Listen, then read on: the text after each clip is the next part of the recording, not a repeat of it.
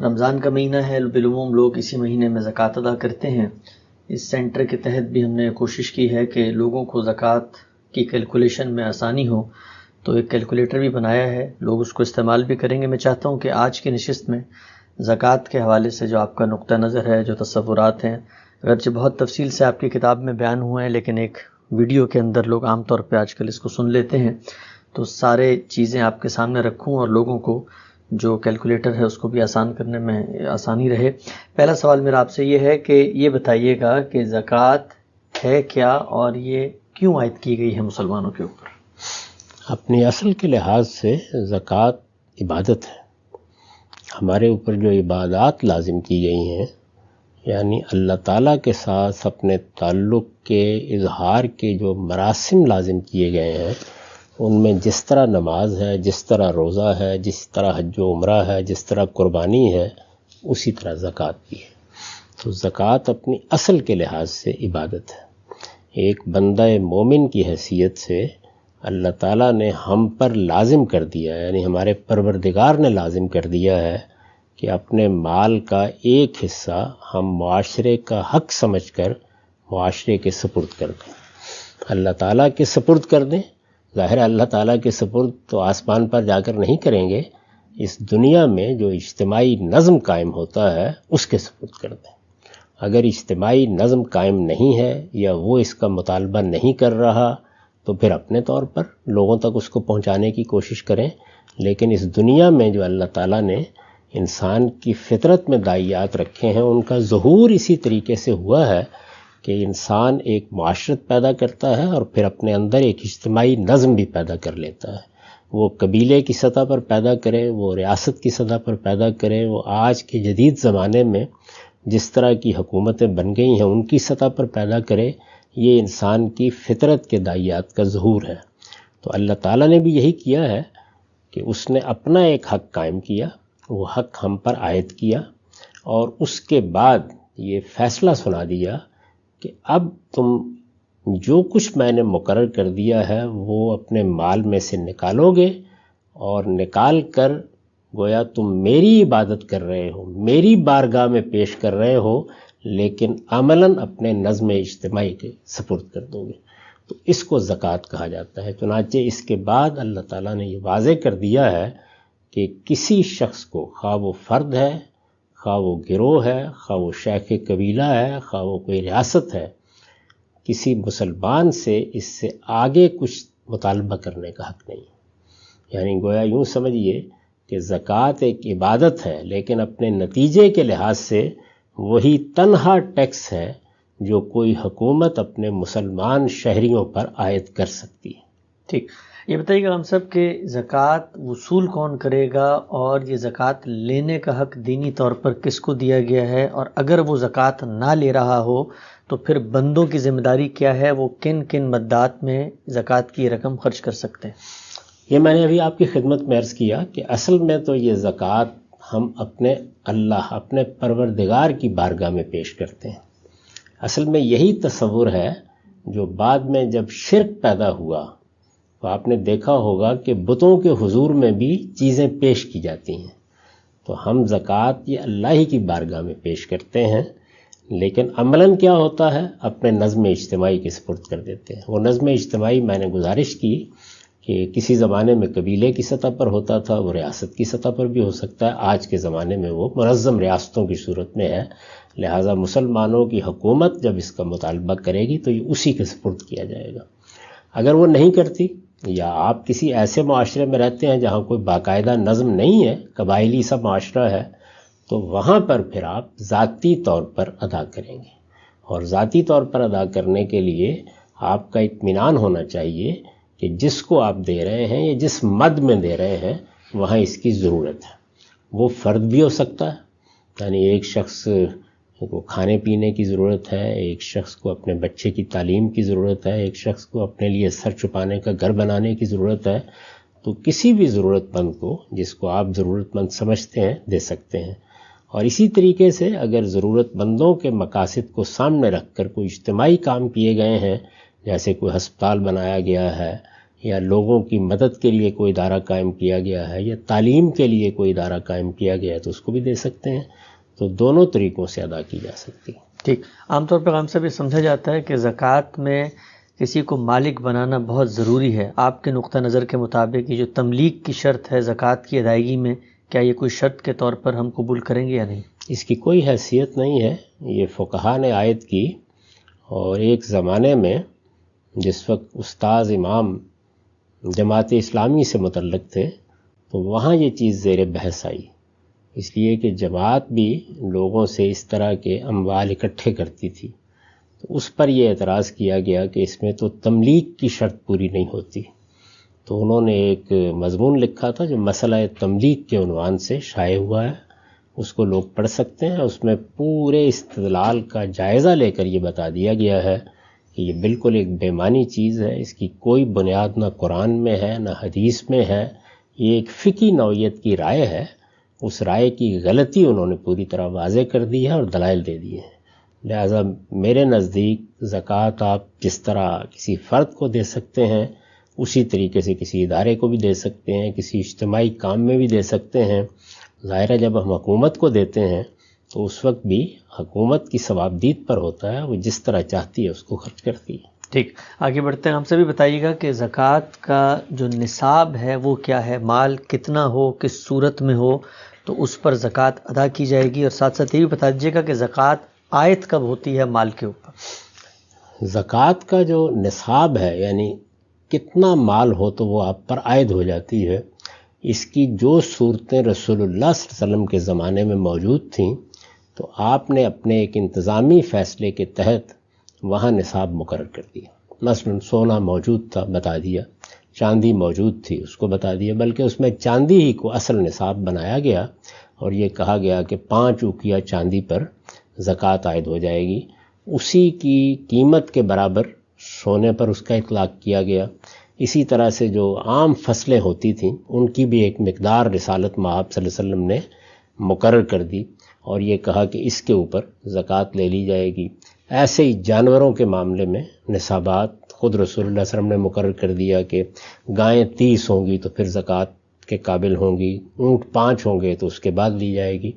تو جن چیزوں میں رسول اللہ صلی اللہ علیہ وسلم نے اس طرح کے نصابات مقرر کر دیے ہیں وہ تو قیامت تک اسی طرح رہیں گے.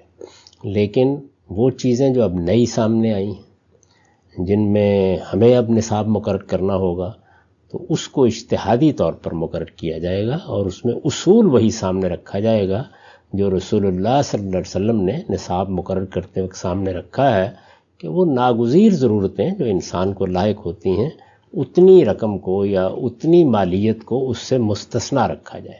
یہ گویا ایگزمپشن ہے جس کو آپ نصاب کہتے ہیں کہ اتنے پر زکوٰۃ نہیں ہوگی. تو رسول اللہ صلی اللہ علیہ وسلم نے جو مقرر کر دی وہ تو گویا آپ کا فیصلہ ہے اور ایک مسلمان کی حیثیت سے ہم اس فیصلے کے سامنے سر تسلیم خم کریں گے اور قیامت تک اسی کی پیروی کریں گے.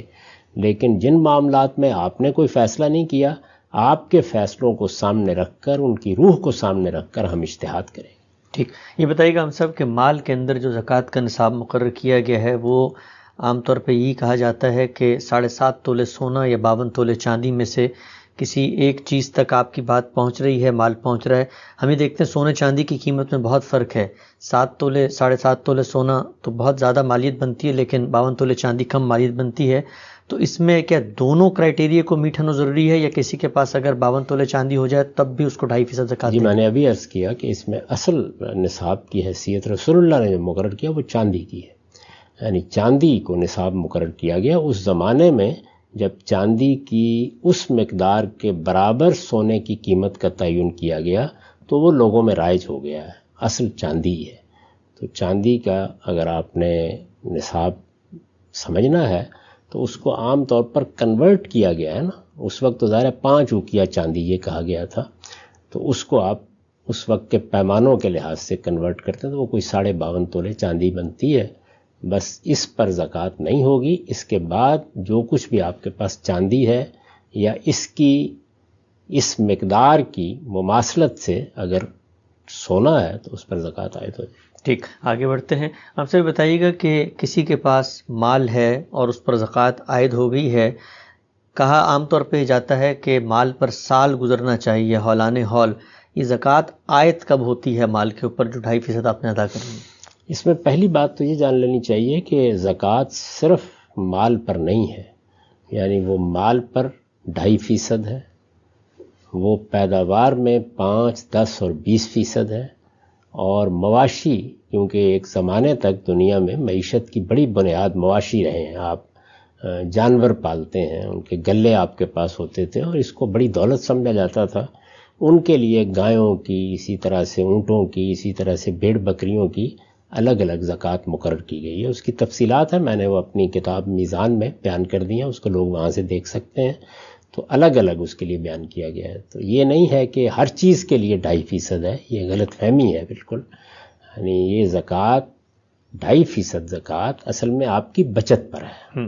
آپ کے پاس پیسے پڑے ہوئے ہیں، آپ کے پاس سونا ہے، آپ کے پاس چاندی ہے، آپ کے پاس کوئی پلاٹ ہے، یعنی جو بھی دولت کی چیزیں ہو سکتی ہیں، ہیرے ہیں، جواہرات ہیں، کوئی اور چیز ہے جس کو آپ مال دولت کہتے ہیں، وہ آپ کے پاس ہے یا آپ اس کے مالک ہیں، تو اس پر یہ زکوٰۃ عائد ہوگی۔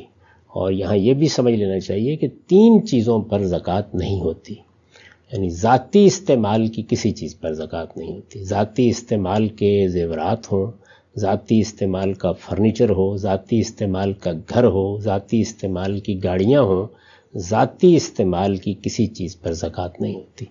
اسی طرح سے جو نصاب مقرر کیا ہے رسول اللہ صلی اللہ علیہ وسلم نے، یا اب اگر کوئی نصاب اجتہادی طور پر مقرر کیا جائے گا، کیونکہ نئی چیزیں آ گئی ہیں تو ان میں نصاب مقرر کرنا ہوگا، تو وہ نصاب سے کم جو چیز ہوگی اس پر بھی زکوٰۃ عائد نہیں ہوتی۔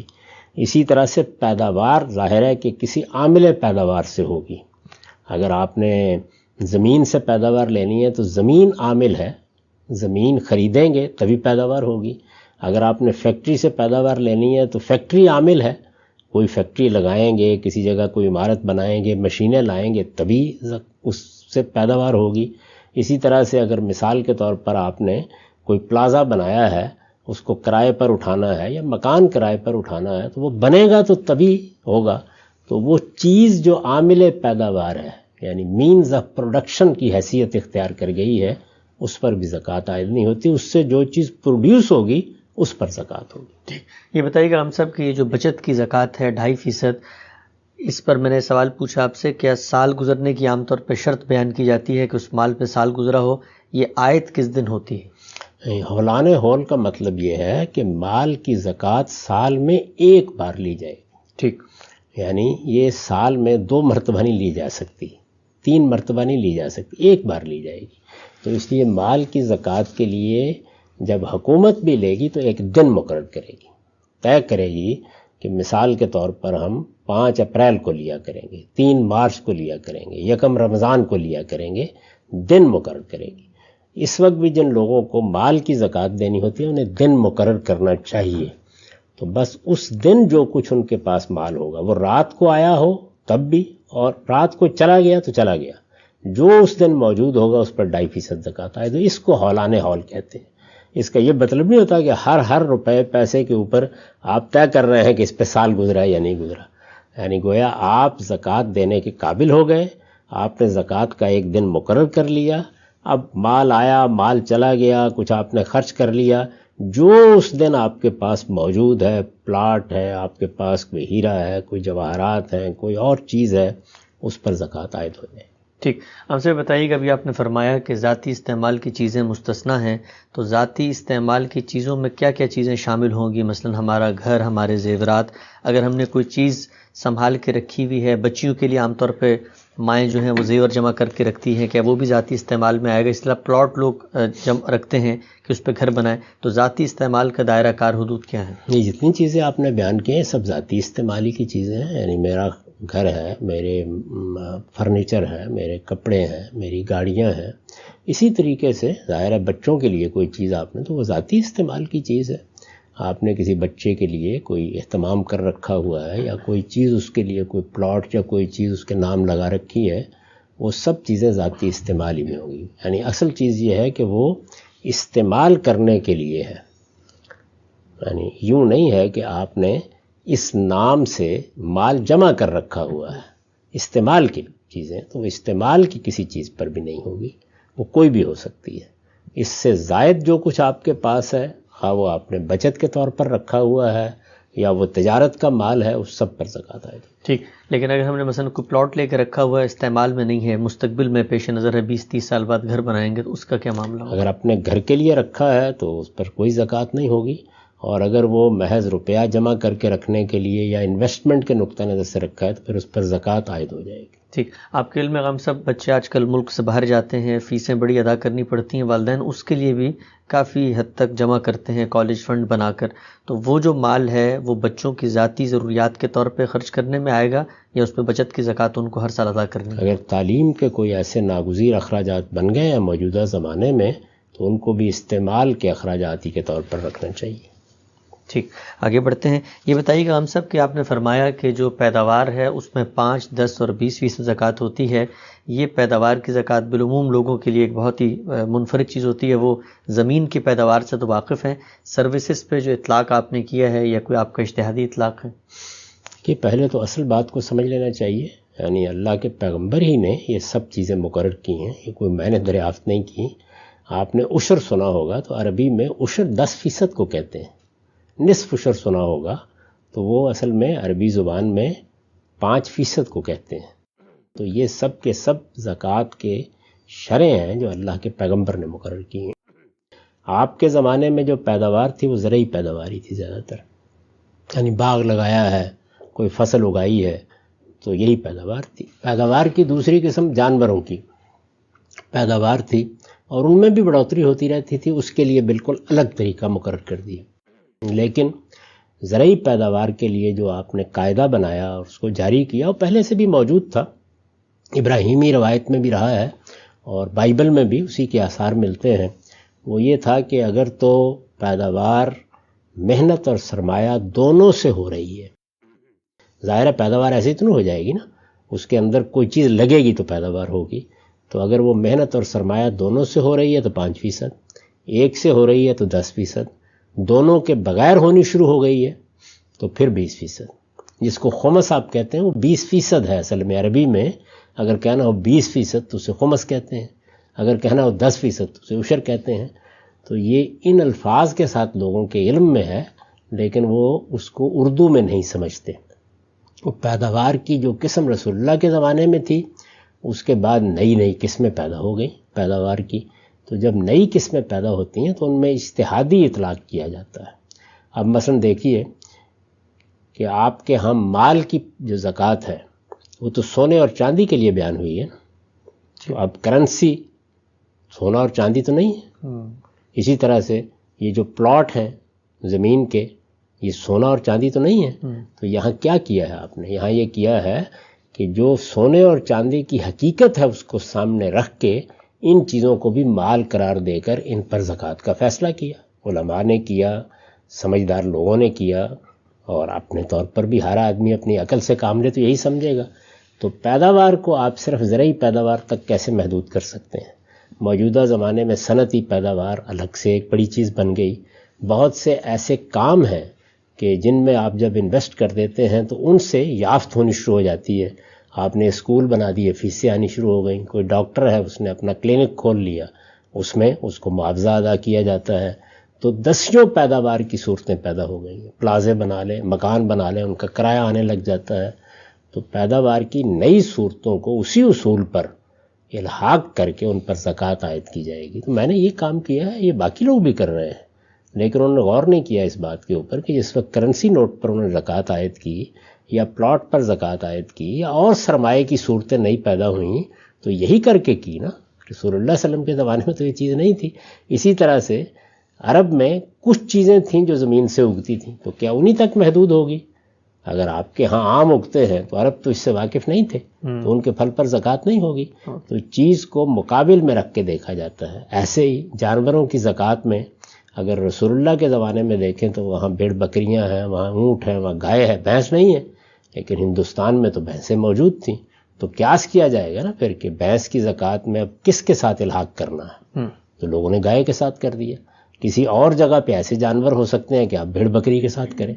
مثال کے طور پر اگر کسی جگہ پہ لوگ ہرن اور چکارے اور اس طرح کے جانور پالنا شروع کر دیں اور انہیں پالتو بنا لیں تو وہاں آپ اس کا الحاق کس چیز سے کریں گے؟ بھیڑ بکریوں سے کریں گے نا. تو اس لیے یہ اجتہادی عمل تو قیامت تک ایسے ہی جاری رہے گا.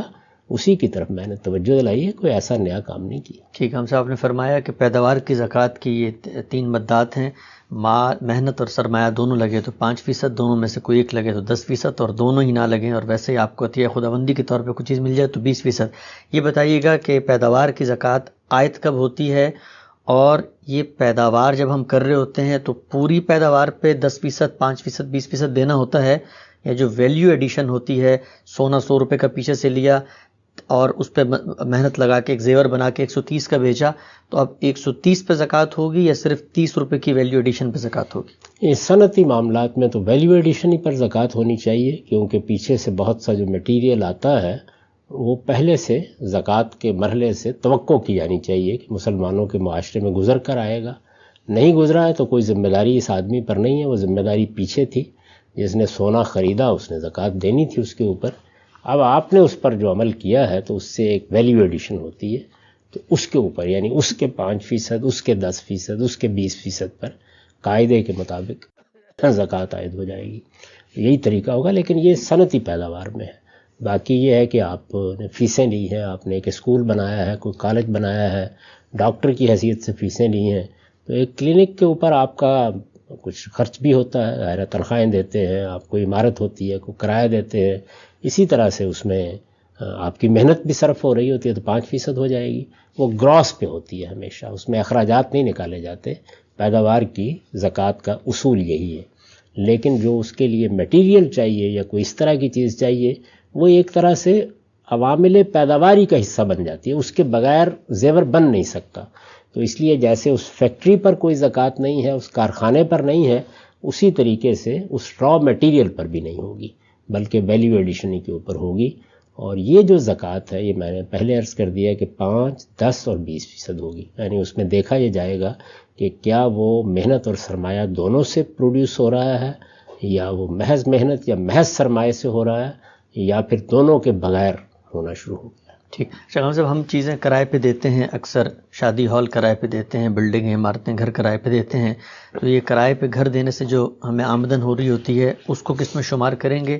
اور عام طور پہ ہمارے اخراجات آ رہے ہوتے ہیں، کچھ مینٹیننس کے، کچھ ٹیکسز کے. مغربی ممالک میں بہت بڑی تعداد ٹیکسز کی ہوتی ہے، تو کیا ان کو نکال کے جو آمدن بچی ہے اس کے اوپر زکوٰۃ عائد کریں گے؟ دیکھیے، بات یہ ہے کہ یہ کرائے کی چیزوں کے اوپر بھی وہی، اگر آپ کے اخراجات بھی ہو رہے ہیں، یعنی ایک تو چیز یہ ہے کہ خود اس چیز کو وجود میں لانے کے لیے اخراجات ہو رہے ہیں یا وجود میں رکھنے کے لیے بہت اخراجات ہو رہے ہیں، تو اس صورت میں تو وہی اصول ہوگا کہ آپ اس کو نکال لیں اس کے اندر سے. لیکن اگر معمول کے اخراجات ہو رہے ہیں اور آپ کی کچھ محنت بھی صرف ہو رہی ہے تو پھر 5% کرائے کا.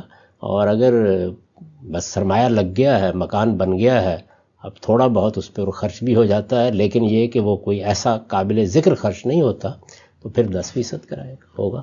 اور یہ جو آپ نے پوچھا تھا کہ کب ادا کی جائے گی، یہ آج پیداوار ہوئی ہے تو اسی وقت عائد ہو جائے گی. ہر پیداوار پہ واتو حقہ یوم حسادے. پیداوار کی زکوٰۃ میں سال کا انتظار نہیں کیا جاتا. یعنی آپ ادا کرنے کا طریقہ جو چاہے اختیار کر لیں، لیکن وہ تو پیداوار جب ہو گئی تو عائد ہو گئی آپ کے اوپر. ایک فصل آ گئی اس پر عائد ہو گئی، اگلی فصل آئے گی اس پر عائد ہو جائے گی. وہ کوئی چیز اگر روزانہ پیداوار دے رہی ہے تو روزانہ عائد ہو جائے گی. اور وہ نتیجہ کے لحاظ سے ایک ہی بات ہوگی، آپ حساب سال کے لحاظ سے کر لیں، 6 ماہ کے لحاظ سے کر لیں، روزانہ کے لحاظ سے کر لیں. اگر مثال کے طور پر آپ نے ایک گھر کرائے پہ دیا ہوا ہے اور اس کا کرایہ ہر مہینے ملتا ہے، تو ہر مہینے زکوٰۃ تو عائد ہو گئی. آپ ادا آپ نے کب کرنی ہے وہ آپ سال کے سال بھی کر سکتے ہیں. ٹھیک. ہم سب اس میں یہ بات بھی بیان فرمائیے گا کہ ہمارے عام طور پہ انویسٹمنٹ کے لیے پلاٹس لیے جاتے ہیں، تو وہ اس پہ زکوٰۃ تو آ رہی ہوتی ہے، لیکن زکوٰۃ ادا آدمی اسی وقت کر سکتا ہے کہ جب وہ پلاٹ بکے. تو کیا یہ بھی ہو سکتا ہے کہ زکوٰۃ آپ پر عائد ہو گئی ہے لیکن آپ اس کی ادائیگی کو مؤخر کر سکتے ہیں چیز کے بکنے تک؟ جی بالکل ایسے ہی ہے. اس لیے کہ آپ بہت سی چیزیں ایسی ہیں کہ جن کو توڑ تو نہیں سکتے. یہ تو نہیں ہو سکتا نا کہ آپ ایک پلاٹ ہے آپ کے پاس 1 کنال کا یا 2 کنال کا، تو اس کا ایک کونا بیچتے ہیں یہ زکوٰۃ دینے کے لیے. تو اس میں یہ ہے کہ حساب رکھیے، جو اس کی اس وقت مارکیٹ میں قیمت ہر سال بنتی جائے گی اس پہ زکوٰۃ عائد ہوتی چلی جائے گی. جب آپ بیچیں گے تو پھر وہ رقم اکٹھی ادا کر دیں. ٹھیک. سونے کے بارے میں عام طور تاہم اگر کسی آدمی کے پاس گنجائش ہے دینے کی تو وہ ضرور دے.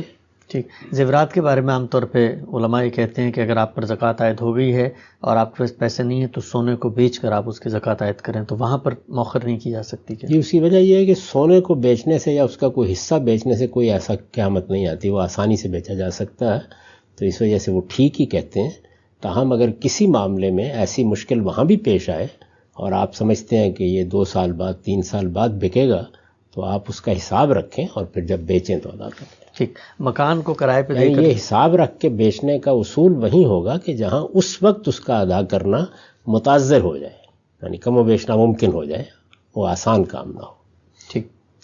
مکان پر کرایہ ادا کرتے ہیں. مغربی ممالک میں عام طور پہ لوگ مکان مارٹگیج پہ لیتے ہیں، تو جو مارٹگیج کی پیمنٹ کی ادائیگی کے بعد بقیہ رقم بچتی ہے اس کے اوپر زکوٰۃ ادا کی جائے گی یا وہ جو مکمل رقم ہے اس کے اوپر؟ نہیں، جو کچھ بچتا ہے وہ تو نکل گئی، وہ تو اصل میں آپ کا ہے ہی نہیں، تو اس لیے اس کے بعد ہی آپ ادا کریں گے. ٹھیک. آگے بڑھتے ہیں ہم سب. یہ بتائیے گا کہ آپ نے بتایا کہ ڈاکٹروں کی فیس اور اسی طرح شادی ہال لوگ کرائے پہ دیتے ہیں، اسکول چلاتے ہیں، ان سب پر بھی، سروس انڈسٹری پر بھی آپ اسی کا اطلاق کرتے ہیں. تو آپ فرماتے ہیں اکثر کہ اگر کوئی ٹیکس ادا کر رہا ہے حکومتوں کو تو جو زکوٰۃ اس کے ذمہ واجب ہے وہ ٹیکس اس میں سے منہا کر سکتا ہے، اس ٹیکس کو نکال سکتا ہے.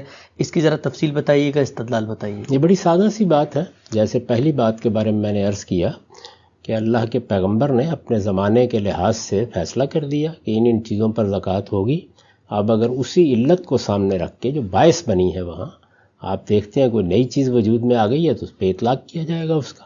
یعنی یہ نہیں کہا جائے گا کہ سونے پر زکوٰۃ عائد کی گئی تھی، اب کرنسی نوٹ ہیں تو نہیں ادا کی جائے گی. یہ نہیں کہا جائے گا کہ گایوں پر تو زکوٰۃ عائد ہوتی تھی، اب بھینسیں پالیں گے تو زکوٰۃ نہیں دیں گے. تو جو بھی نئی چیز ہوگی وہ جانوروں میں ہوگی، مواشی میں ہوگی، وہ مال میں ہوگی، وہ پیداوار میں ہوگی، اس کو اسی اصول پر الحاق کر کے دکھایا جائے گا. یہ میں نے پہلے ابتدا میں عرض کر دیا تھا کہ اسلامی قانون کی روح سے حکومت کو اس سے زائد کچھ لینے کا حق نہیں ہے. آج کل کی حکومتیں ٹیکس لیتی ہیں تو ظاہر ہے کہ یہ چیز اللہ کے قانون کی خلاف ورزی کر کے لی جاتی ہے، تو آپ اپنی زکوٰۃ کو جو آپ پر اللہ کی طرف سے عائد کی گئی تھی اس میں سے منہا کر سکتے ہیں. یعنی جتنی آپ نے ٹیکس میں رقم ادا کر دی اس کا حساب کریں، اور جو آپ پر زکوٰۃ عائد ہوتی ہے اس کا زکوٰۃ کے لحاظ سے حساب کریں. تو اگر وہ اتنی رقم ادا ہو گئی ہے تو آپ کی زکوٰۃ بھی ادا ہو گئی، اگر اتنی رقم ادا نہیں ہوئی تو جو زائد ہے وہ آپ ادا کر دیں. ٹھیک. ہم سے یہ جو آپ کا اجتہاد ہے اس معاملے میں کہ چونکہ حکومت کو یہی مقرر کیا گیا تھا، اس سے زیادہ وہ لے نہیں سکتی تھی، اگر اس نے لے لیے تو اب ہم منع کر سکتے ہیں. کوئی اس کی مثال ہمارے قدیم تراث کے اندر، کوئی آثار کے اندر بھی ملتی ہے کہ ہمارے بزرگوں میں سے کسی نے بھی اسی طرح کا کوئی معاملہ کیا ہو؟ جی، صحابہ تابعین کے آثار میں اس کی مثالیں ملتی ہیں. جب ٹیکس لگائے گئے تو انہوں نے یہ طریقہ اختیار کیا. ہمارے ایک جلیل القدر عالم نے اس کی بہت سی مثالیں بیان بھی کر دی تھی ایک موقع کے اوپر. کوئی لوگ چاہیں تو اس کو دیکھ سکتے ہیں. مولانا عمار خان ناصر صاحب کا مضمون موجود ہے، اس میں دیکھ سکتے ہیں. ٹھیک. یہ بتائیے گا ہم سے زکوٰۃ جو ہم گورنمنٹ کو دیتے ہیں اپنی جو ٹیکس ہم گورنمنٹ کو دیتے ہیں اپنی زکوٰۃ سے منع کر سکتے ہیں؟ اس میں کیا تمام ڈائریکٹ انڈائریکٹ ٹیکسز شامل ہیں؟ Income tax, sales tax, excise duty, جتنے ٹیکس ہم دے رہے ہوتے ہیں؟ جی، جس کو آپ ٹیکس کہتے ہیں وہ تو سب شامل ہیں، لیکن ہمارے ہاں آج کل حکومتیں جو کاروبار کرتی ہیں ان کے معاوضے کے اوپر اگر کوئی اضافہ کرتی ہیں تو اس کو بھی ٹیکس کہہ لیا جاتا ہے، درحال ہے کہ اس کے لیے ٹیکس کا لفظ موضوع نہیں ہے کسی طرح بھی.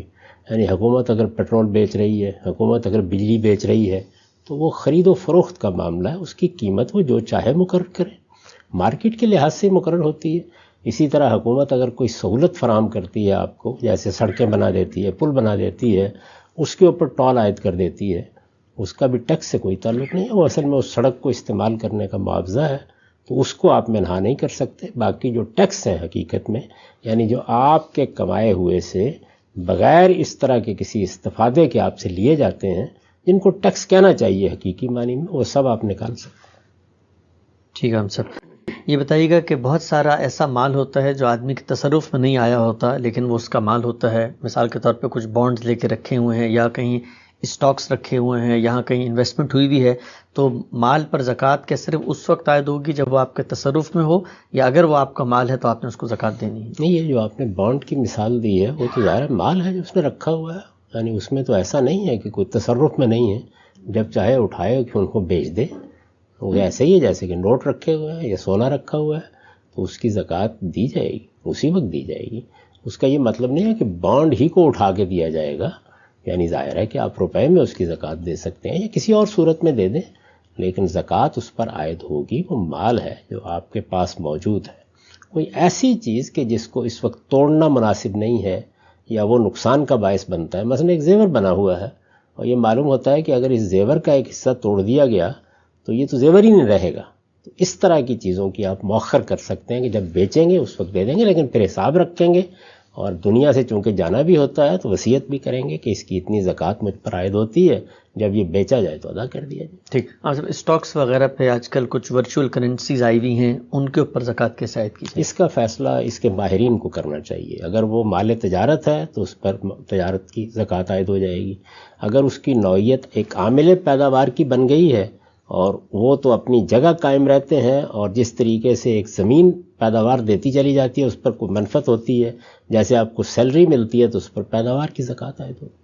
ٹھیک۔ اب جب بہت ساری ایسی آمدن ہوتی ہے جو آدمی کی نوکری ختم ہونے کے بعد ہوتی ہے، تو وہاں پر تو سیلری نہیں کنسیڈر ہو رہی ہوتی ہے، مثلا پینشن ہے یا مثلا اس طرح کے بعض فنڈز ہیں، پروویڈنٹ فنڈ اس کو مل جاتا ہے، تو وہ پینشن پہ کیا زکوٰۃ عائد کرے گا، اور پروویڈنٹ فنڈ کی جب بڑی رقم ایک ملتی ہے تو اس پہ کیا زکوٰۃ ہوگی؟ بس جب ملے گی پینشن، جس دن مل گئی زکوٰۃ عائد ہو گئی، وہ بھی جب ملے گی تو زکوٰۃ عائد ہو جائے گی۔ ٹھیک۔ اور پینشن پہ کیا جو نصاب ہے اس کے تحت زکوٰۃ عائد ہوگی؟ آمدن کی ایسی سب زکوٰۃ؟ چیزوں پر 10% زکوٰۃ عائد ہوگی۔ اس کا کیا استدلال ہے؟ یہی کہ اس میں چونکہ آپ کی محنت تو اب نہیں صرف ہو رہی، آپ کو مل رہی ہے وہ رقم، آپ نے محنت کی تھی کسی زمانے میں، سرمایہ اور محنت جب دونوں مل کے کسی پیداوار کا ذریعہ نہیں مل رہے تو 10%، اگر دونوں کے بغیر ہو رہی ہے تو 20%، اور اگر دونوں کے ساتھ ہو رہی ہے تو 5%۔ ٹھیک۔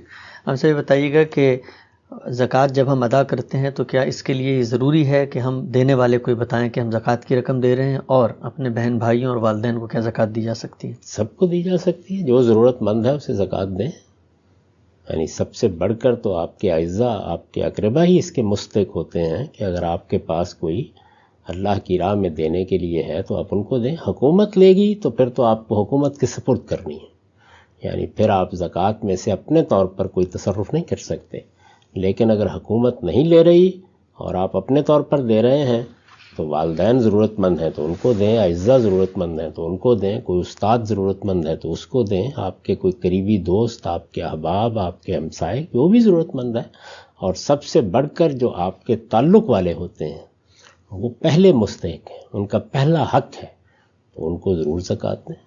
ٹھیک۔ یہ بتائیے گا ہم سے غیر مسلموں کو کیا زکوٰۃ ادا کی جا سکتی ہے؟ بالکل دی جا سکتی ہے، یعنی غریب آدمی آپ کا ہمسایہ ہے، آپ کے یہاں کام کرتا ہے، آپ کا کوئی ڈرائیور ہے، آپ کی فیکٹری میں ملازمت کرتا ہے، آپ کے دفتر میں کام کرتا ہے، تو آپ کے اعزاء اقربا سے اگر کچھ بچ گیا ہے تو آپ اس کو بھی دے سکتے ہیں۔ ٹھیک۔ اور اس میں ہرگز یہ ضرورت نہیں ہوتی کہ آپ اس کو بتائیں یا اس سے پوچھیں، آپ کا اطمینان ہونا چاہیے کہ یہ آدمی ضرورت مند ہے، مستحق ہے، جو بھی انفاق کے معاملات ہیں یعنی اللہ کی راہ میں خرچ کرنا ہے، اس میں نہ مذہب دیکھا جاتا ہے، نہ اس طرح سے اس کے حالات کی کھوج کریت کی ضرورت ہوتی ہے۔ آپ کا ایک عمومی فیصلہ ہوتا ہے اپنے کسی عزیز کے بارے میں، قریب کے بارے میں، کہ یہ فی الواقع مستحق ہے، یعنی مستحق کا مطلب کیا؟ ضرورت مند ہے۔ اب ایک آدمی ہے، گھر تو اس کے پاس ہے، کھانے پینے کو بھی ہے، بچے کو تعلیم نہیں دلا سکتا، تو یہ اس کی ضرورت ہے۔ آپ جانتے ہیں کہ جو اس کی آمدن ہے اس میں ایسا نہیں ہے کہ وہ اپنے پاس رکھ کے بیٹھا ہوا ہے، اسی طرح کسی کو اپنی بیٹی کو گھر سے اٹھانا ہے، اور اس طرح کے بہت سے اخراجات آ جاتے ہیں، تو ان میں یہ دیکھنا چاہیے اور اس کا اطمینان کرنا چاہیے کہ میرا بھائی یا میرا کوئی پڑوسی یا میرا کوئی عزیز فی الواقع اس کا مستحق ہے، اس کی ضرورت ہے، آپ کا اطمینان ہے، آپ دے دیں۔